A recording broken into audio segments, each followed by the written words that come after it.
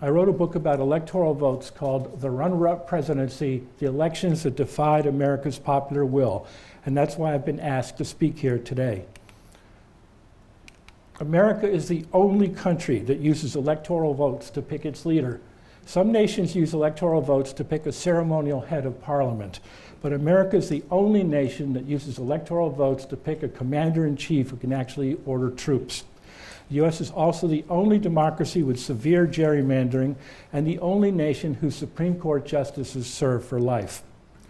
None of this mattered much in the 20th century, when presidential candidates usually won by landslides. Computers had not yet intensified gerrymandering, and Supreme Court justices typically served 15 years, not 26 years, as they do today. But in the 21st century, America cannot pretend to be a healthy democracy when the losing candidate wins the presidency twice in the last quarter century. And therefore, the Supreme Court has a 6-3 Republican majority, even though the Democrats have won the popular vote in 7 of the last 8 presidential elections. And because this conservative court has not yet done anything about non-racial gerrymandering, the U.S. House of Representatives has sometimes been Republican, even when the Democratic candidates have won the most votes overall. America is slipping from being the world's freest country to becoming just a partly free nation. I wrote my 2016 book, The Runner-Up Presidency, early in the year, when Donald Trump's candidacy was still a long shot. It began with a warning that no one at the time took seriously when I said that the election of George W. Bush in 2000 was not a fluke.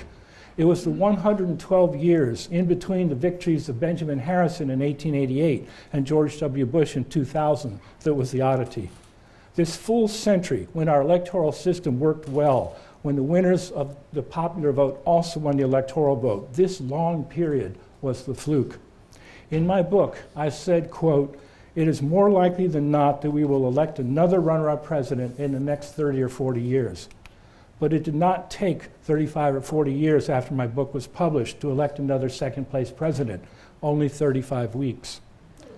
Donald Trump was America's 5th runner-up president, winning the presidency by 77 electoral votes, even though Hillary Clinton won almost 3 million more votes than he did.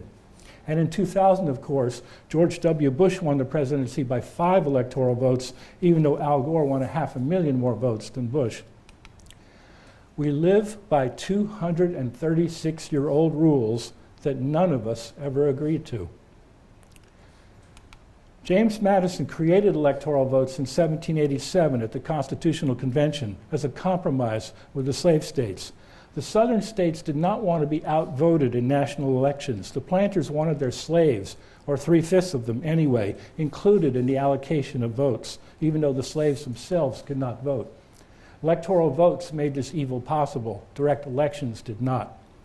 Our electoral system is an 18th century relic, bad karma from America's original sin of slavery. In the 1900s and 1910s, electoral votes also delayed women's suffrage by several years, because with direct elections, each state would have had a huge incentive to double the number of its voters.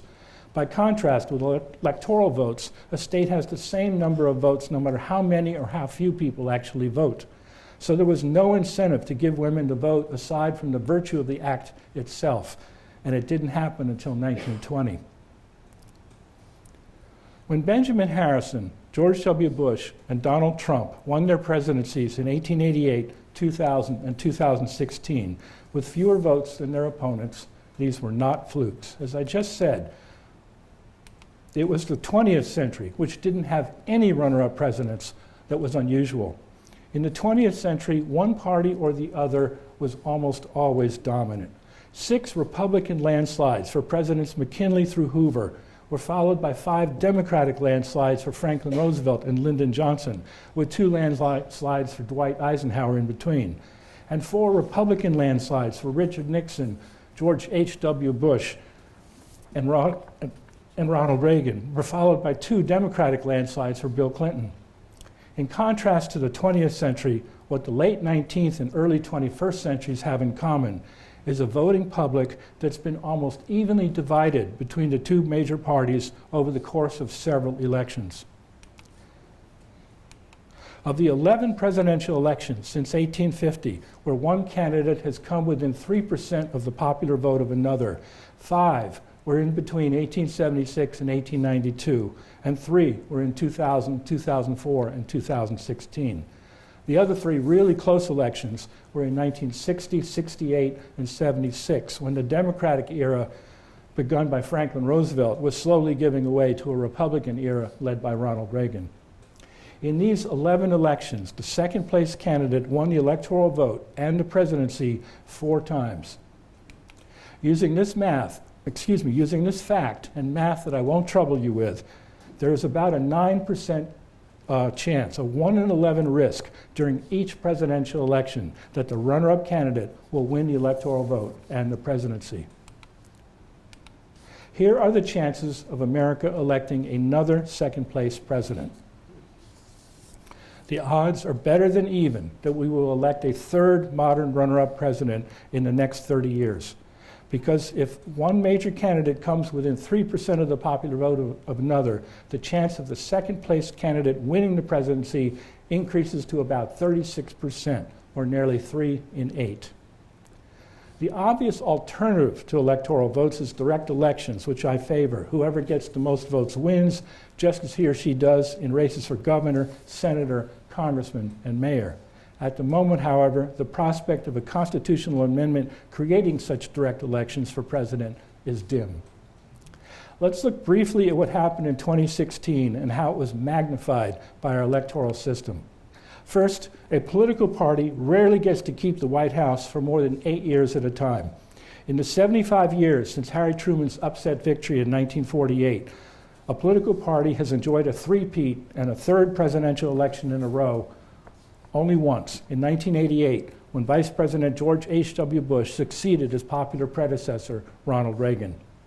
Usually, after a president has served 8 years, most people feel that it's time for a change, for shaking things up, not for more of the same.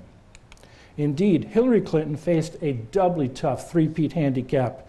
Not only was she President Obama's all but designated successor, she was also the wife of another 2-term president, Bill Clinton.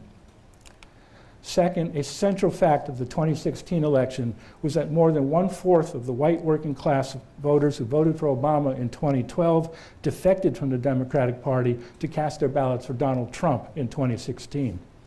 White men without a college degree preferred Trump over Clinton by a 3-to-1 margin, and white women without a degree voted for Trump by a 5-to-3 margin.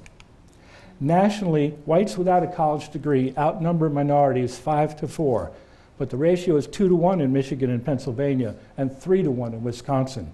In 2016, the battleground states were on Trump's turf, not Clinton's.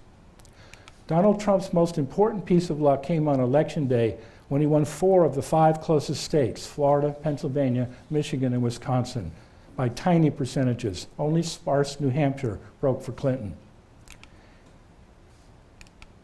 In 1888, Benjamin Harrison lost the popular vote to Grover Cleveland by 0.8%, yet still defeated Cleveland by 65 electoral votes.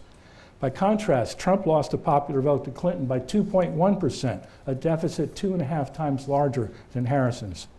And Harrison won his 3 closest states by 0.4%, 1.1%, and 2.3%. Trump, however, won his 3 closest states by 0.2%, 0.7%, and 0.8%. Never before has a candidate won such an enormous electoral vote victory with such tiny popular vote margins. The vote could actually be more distorted by 2024. Suppose that Latinos and young people in California and Texas vote in larger than usual numbers, and that the Democratic presidential candidate receives 1 million more votes in California and 1 million more votes in Texas than Hillary Clinton received in 2016. It won't help. 1 million more votes in California wouldn't lead to a single extra electoral vote there. The number would still be 54. And 1 million more votes in Texas wouldn't be enough to snatch even one of Texas's 40 electoral votes away from the Republicans. In 2024, it is possible that the Democratic candidate could lead President Trump by 5 million popular votes and still lose the election.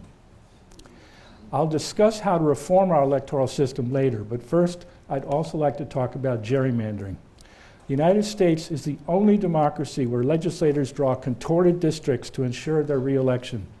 In Canada, Britain, and Australia, the districts are all drawn by nonpartisan commissions. And this slide here shows you the first gerrymandered district in Massachusetts in 1812. The governor of Massachusetts was Eldridge Gerry, one of our founding fathers. He had misgivings about this district, but signed the legislation anyway. And somebody said, the district looks like a salamander, and a newspaper editor said, no, let's call it a gerrymander. Gerrymandering in the US is so bad that in 2016, the Electoral Integrity Project, which measures the fairness of the world's elections, ranked America 52nd out of the 153 nations it looked at, standing at the same level as Argentina, Bulgaria, and Indonesia. American districts are so biased that in 2016, during one of the closest presidential elections in history, 92% of America's congressional races were landslides. And in 2022, this figure was still 84%. In 2012, Democratic candidates for the US House of Representatives received 1.4 million more votes than their Republican opponents, but it was the Republicans who won a 33-seat majority in the House. In 2018, the Democrats won 54% of the total vote for congressional candidates and took the House of Representatives. But if they had only taken 52% of the vote, the Republicans would have kept control of the House.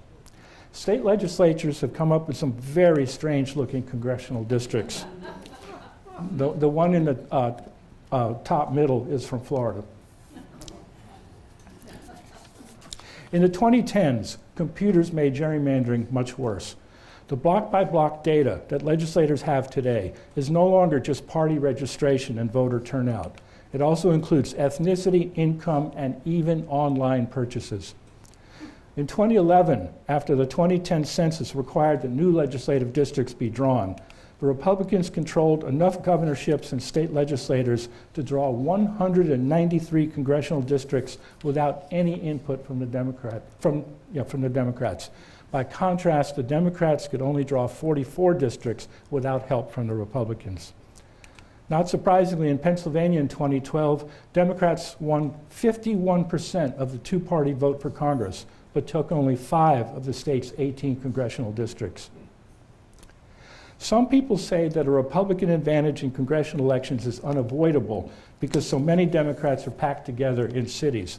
But this does not explain why gerrymandering was so much worse in the 2010s than it was in the 2000s, or why California and New Jersey, where both parties helped draw the districts, have relatively unbiased districts, despite their unusually dense urban areas. Crowded cities do not make gerrymandering inevitable. Getting rid of gerrymandering is not a new idea. Presidents Ronald Reagan and Barack Obama have both called for it. And since 1980, Iowa's districts have been drawn by a nonpartisan body. Over the next 40 years, Iowa had as many congressional races that were competitive as California, Texas, and Florida combined.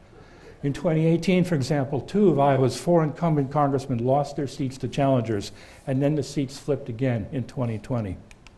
Neighboring Wisconsin, however, is still gerrymandered.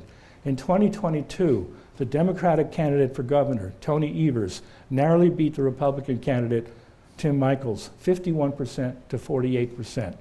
Yet the Republicans still have a 67% majority in Wisconsin State Senate and 64% of the seats in the State House.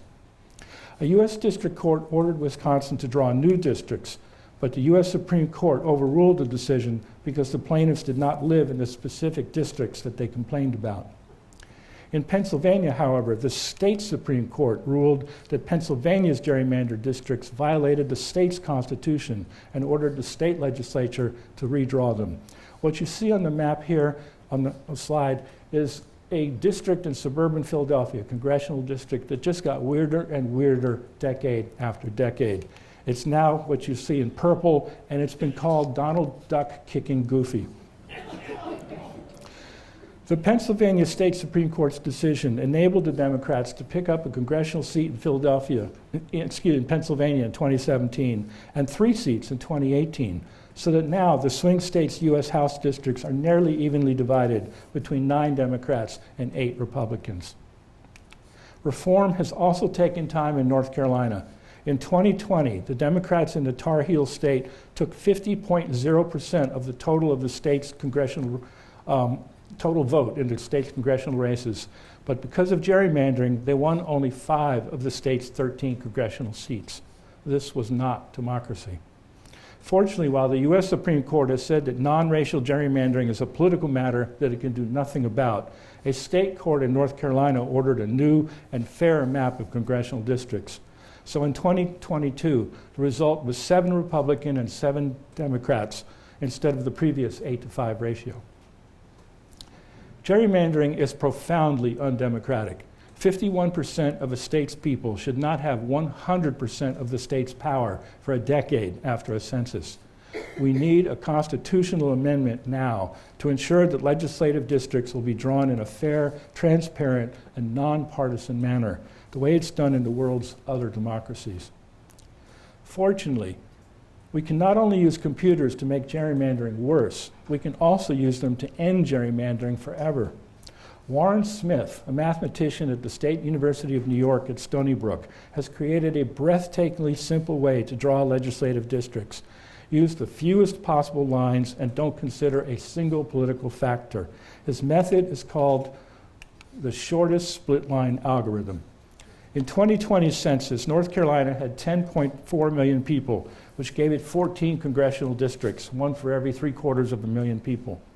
The first step toward a fairer system is to draw the shortest possible line across the state that will have 7 congressional districts with 5.25 million people on one side of the line and 7 congressional districts with 5.25 million people on the other. And that would be this line here. Then each half state is divided by another line, the shortest one possible, with 4 congressional districts with 3 million people on one side of the line and 3 congressional districts with 2.2 million people on the other side of the line. These quarter states can then be divided by more shortest possible lines until finally the state has 14 compact, common sense shaped districts with equal populations. To prevent these ruler straight lines from jutting through houses and yards, the lines can be wiggled slightly to align with the nearest town or precinct boundaries. A few mathematical ground rules can govern this fine-tuning so that the politics that will inevitably creep into this adjustment can be minimal. The next 2 slides show 2 drastically different ways to draw North Carolina's congressional districts. First, North Carolina's 13 gerrymandered districts as they were drawn in the 2010s. Second, how North Carolina's districts would have looked using the shortest split line algorithm. In all 50 states, the shortest split line algorithm can be the easiest, clearest, and fairest way to draw legislative districts. America is also the world's only country where the highest judges have lifetime terms. It makes the Supreme Court's makeup a ghoulish lottery dependent on a justice's age, health, and refusal to retire at 75 or even 80. In the 12 years that Presidents Reagan and the first Bush were in office, for example, they appointed 6 Supreme Court justices, while during the 12 years that Jimmy Carter and Bill Clinton were in office, they appointed only 2 Supreme Court justices. In fact,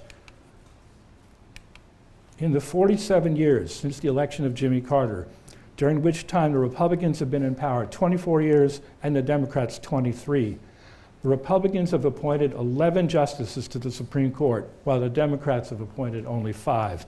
The Supreme Court selection process is America's biggest wheel of fortune. The Democrats today have won the popular vote in 7 of the last 8 presidential elections, yet there are 6 conservative justices on the court. Modern Supreme Court justices live longer and serve longer than their predecessors.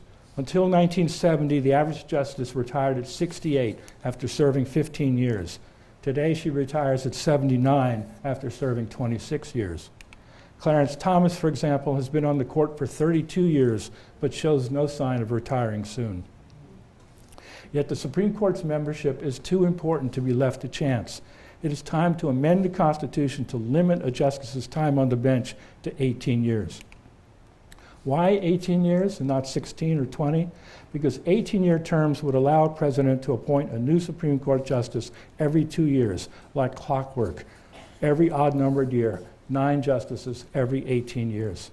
So each president would get to appoint 2 justices during a 4-year term and 4 justices during an 8-year presidency. What about the current justices who are already on the court for life? They would be grandfathered in. They would still serve for life, but when they died or retired, they would not be replaced. Instead, presidents would start to appoint new justices regularly every odd-numbered year. The oldest justices could be encouraged to retire in the summers of odd-numbered years, but if they declined to be helpful, the Supreme Court could temporarily expand to 10 or 11 justices for a few years until the number settled back down to 9. Can the number of justices on the Supreme Court really be an amount other than 9? Yes, although the number has been 9 since 1869, there is nothing in the Constitution that says the number has to be 9. And during the first 80 years of our republic, the Supreme Court had 6, 5, 6, 7, 9, 10, 8, and 9 judges. On March 3rd, 1837, during the last day of Andrew Jackson's presidency, Congress passed a law changing the number of Supreme Court justices from 7 to 9, and Jackson appointed 2 men, and the Senate confirmed them, all in one day.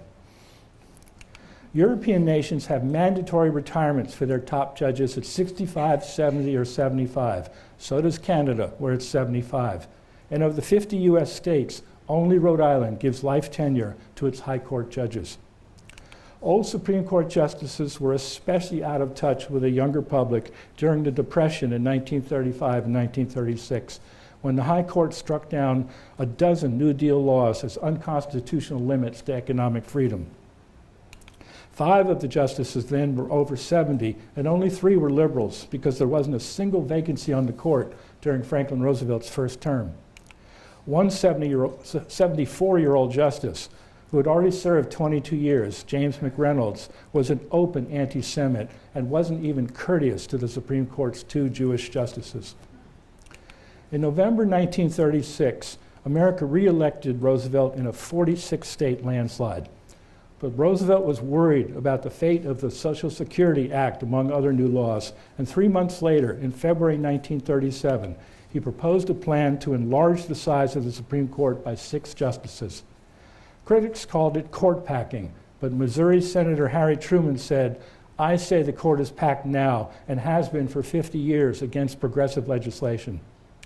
The court got the message. Only 7 weeks after Roosevelt unveiled his court-packing plan, the Supreme Court, by 5 to 4 votes, upheld a minimum wage law and recognized for the first time a fundamental right to form unions. Southern senators have been cool about the court-packing proposal, and the new 5 to 4 decisions killed any chance of Roosevelt's plan getting out of committee.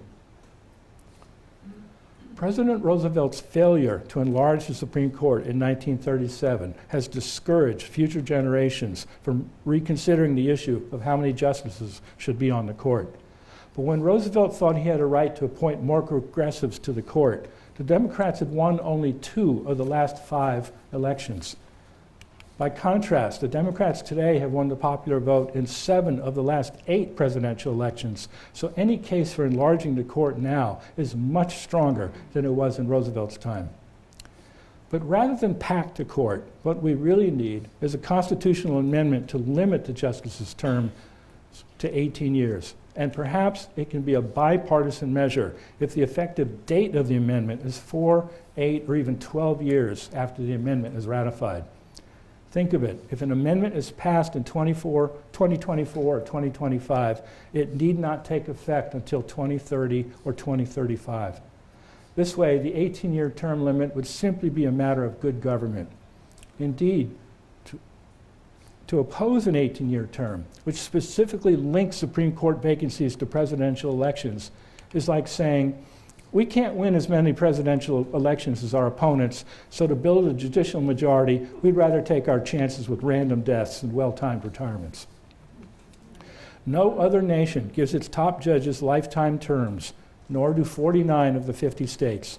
Supreme Court justices should not be issuing rulings in their mid and late 80s. They are judges, not monarchs. 18 years on the court is enough. The best strategy for enacting electoral redistricting and judicial reform, once progressives regain a majority in Congress, is first, to make Washington, D.C. and Puerto Rico states, so that in the future, the U.S. Senate will not be quite so stacked against the Democrats.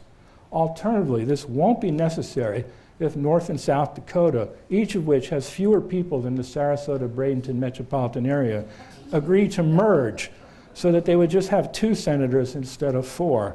And really, Dakota by itself is a way cooler name for a state than North Dakota or South Dakota. Second, if the Republicans won't help pass some constitutional reform, we should warn them that we can enlarge the Supreme Court to better reflect the popular votes of the last several presidential elections. Nothing in the Constitution says that the number of justices on the Supreme Court is up to Congress. And in the 19th century, Congress changed the number 7 times. In the 1860s, for example, Congress added a 10th justice so that President Lincoln would have a Supreme Court with an anti-slavery majority. Later, Congress let the number of justices fall to 8 to prevent President Andrew Johnson from appointing racist justices. If the Democrats win the presidency again in 2024, they will have won the popular vote in 8 of the last 9 presidential elections. So if the Republicans continue to block constitutional reform, a Democratic president and Congress shouldn't hesitate to be willing to use their constitutional power to appoint more justices to balance the court. And then, with the prospect of an enlarged court evenly divided 6-6, the Democrats should, as an alternative, propose to the Republicans that they join them in amending the Constitution to 1, establish direct presidential elections with a runoff if no one wins 50% of the vote. A runoff will ensure majority rule and calm conservative fears that New York and California would dominate presidential elections. By the way, California and New York have just 18% of the nation's people, so they aren't going to dominate anything, especially when the states that border the Gulf of Mexico, Florida, Alabama, Mississippi, Louisiana, and Texas, have 17% of America's people, almost as many as California and New York. Also, when you hear that we have to have electoral votes because, quote, we're not a democracy, we're a constitutional republic, remind them that being a republic just means there's no king, queen, or nobility. That's it. Russia and China are republics, and they have constitutions too. Unless we're a democracy as well as a republic, we're no better than Russia or China. This new constitutional amendment should also provide for nonpartisan drawing of legislative districts in all 50 states, perhaps using the shortest split-line algorithm. This will restore real democracy. And finally, the new amendment should limit the terms of future Supreme Court justices to 18 years, which will standardize and therefore depoliticize appointments to the Supreme Court. Democrats should reassure the Republicans that they will live with a lopsided 6-3 conservative Supreme Court, even though the Republicans do not deserve such a majority because they have lost the popular vote for the presidency time and time again. But Democrats should warn the hidebound that if they won't support these 3 politically neutral, good government reforms, which need not take effect for 4 years, 8 years, or even 12 years after an amendment's ratification, then as soon as the Democrats get the chance, they will appoint 3 and perhaps even 6 more justices to the High Court. The International High Court of Justice has 15 judges. Why shouldn't the U.S. Supreme Court have the same number? Some people will say that adding new justices to the court will be constitutional hardball. Perhaps.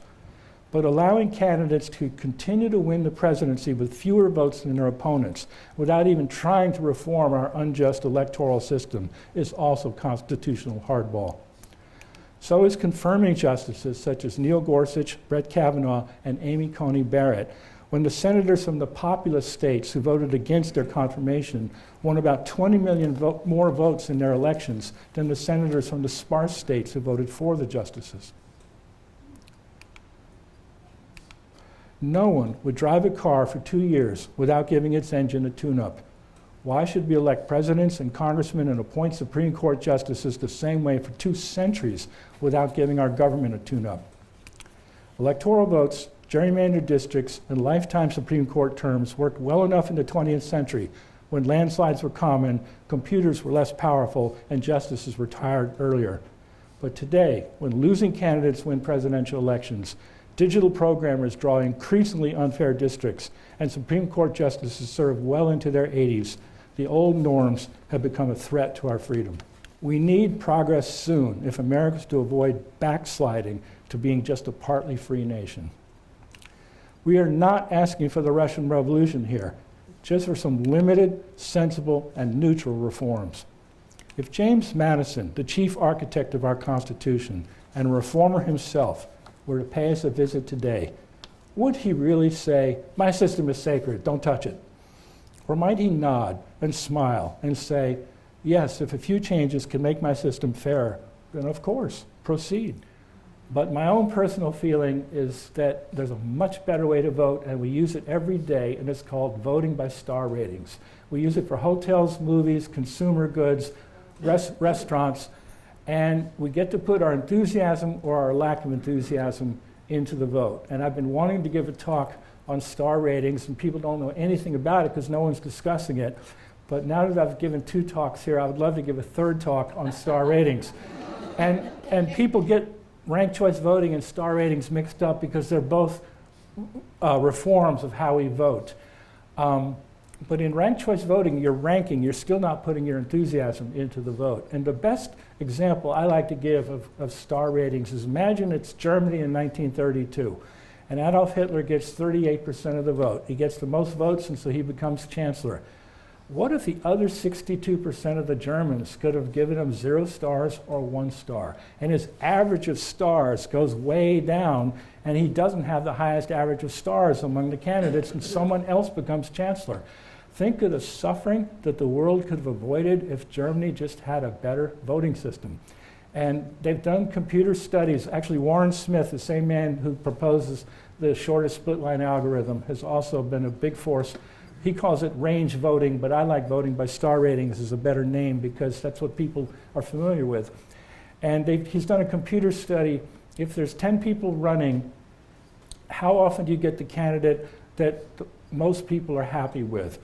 And in monarchies or dictatorships, it's 10% of the time. You know, but when we vote, it's called first past the post voting. Whoever gets the most votes wins. It's 32% of the time because we have a lot of things like when Ralph Nader had 2.7% of the vote in 2000, and Jill Stein 1.1% of the vote in 2016. So there are a lot of things that screw up the elections, and they wouldn't screw up ranked choice voting. So that the percentage of people who are happy with the votes goes up to about 51% under ranked choice voting, but it goes up to 79% under star ratings. They've done all these thousands of computer models to sort of figure it out.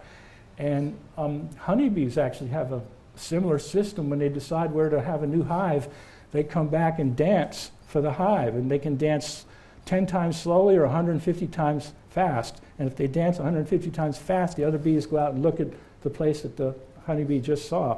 And it's called honeybee democracy.